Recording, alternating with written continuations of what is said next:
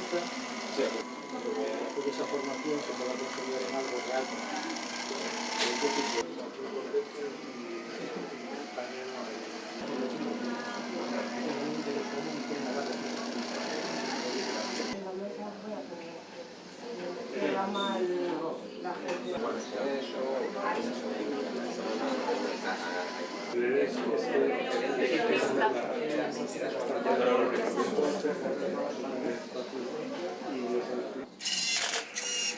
Cuidado, A ver se vai caer por aí ahora. Coño, isto fan os chavales, van dar feitos chavales. Duración y aposta en valor para avanzar desde... Bueno.